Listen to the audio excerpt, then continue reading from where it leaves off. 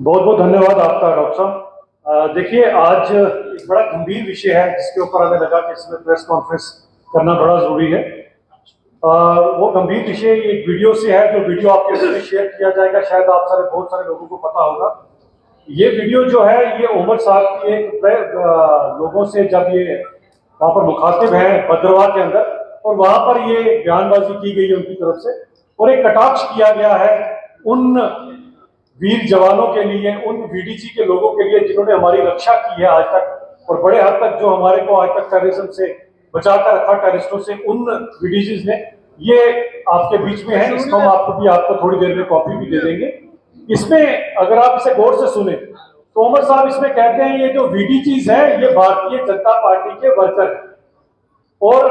कहीं ना कहीं उन वीडीजीज को कम्युनलाइज करने की जो सोच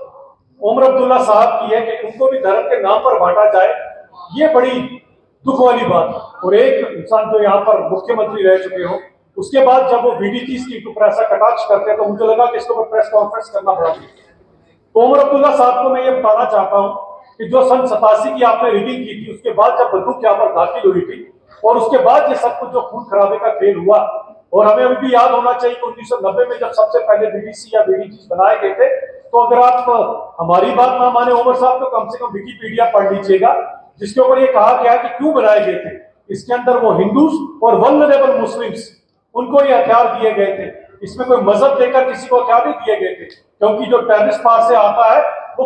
दोनों तरफ पूरी तरह की क्षति पहुंचाता है। लेकिन उमर साहब आज भी जो ये काम कर रहे हैं, और ये जो टेररिज्म रिवाइव हुआ है, इसके अंदर में ये भी नहीं भूलना चाहिए कि इनकी पार्टी का बहुत बड़ा हाथ है, क्योंकि इन्हीं वीडीजीज को जो दौर इनका रहा, उस दौर के अंदर जिस तरह से इनको वीकन किया गया, इन लोगों को कई सालों तक इनकी तनख्वाह नहीं मिली। जो गुर्बत के दिन, जो फाका कशी के दिन इस बीडीजीज ने, जिनकी बंदूक के कारण जो पलायन नहीं हो पाया, क्योंकि अपने मंसूबों में ये तो कामयाब हो चुके थे जब 87 के बाद कश्मीरी पंडितों को पलायन करना पड़ा था। लेकिन अगर हमारे रजौरी पुल से लोग, अगर हमारे गोडा किश्तवाड़ से लोगों ने अगर पलायन नहीं किया था, कितनी कत्लोगारत वहां पर हुई थी, तो उसका कारण केवल और केवल एक शीट थी, जो वीडीजीज की थी, हमारी आर्मी की थी, हमारी सिक्योरिटी फोर्सेस की थी। लेकिन डेलिबरेटली जो उनको इन्होंने जो वीकन किया, जिसके कारण अभी फिर से जो वहां पर छुटपुट घटनाएं शुरू हुई है, इसका ये कारण है। और आज देखिए, जब ये इस तरह के कटाक्ष कर कहते हैं उमर साहब, और कितने निंदनीय और दुख वाले बयान है, कहते हैं कि ये भारतीय जनता पार्टी के कार्यकर्ता हैं।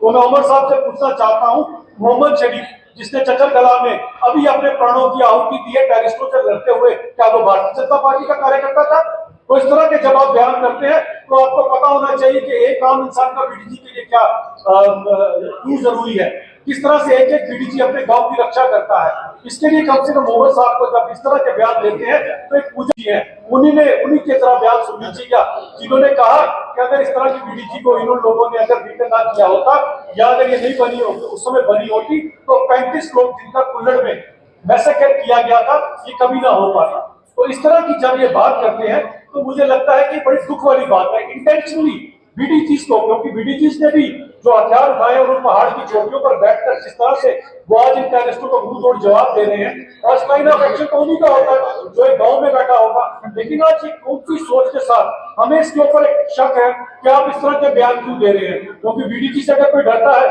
तो वो पाकिस्तान वाले डरते हैं, पाकिस्तान के यहाँ जो भाड़े के कट्टू आए हैं वो डरते हैं। लेकिन उमर साहब के डेलिबरेटली इसके ऊपर बयान देने के पीछे उनकी मंशा क्या है, इसे जरा उमर साहब सबको साफ कर ले। और सबसे बड़ी बात आती है, जो बीडीजी को इन्होंने भारतीय जनता पार्टी का कार्यकर्ता बताया है, ये बहुत दुख वाली बात है। धर्म विशेष के नाम पर बीडीजी को बांटना, और जिन बीडीजी ने अपने प्राणों की आहुति दिया है, ये बहुत दुख की बात है। इसके ऊपर उमर साहब जरा सब लोगों को क्लियर करें कि इस तरह के दुर्भाग्यपूर्ण बयान क्यों दिए। इसके बाद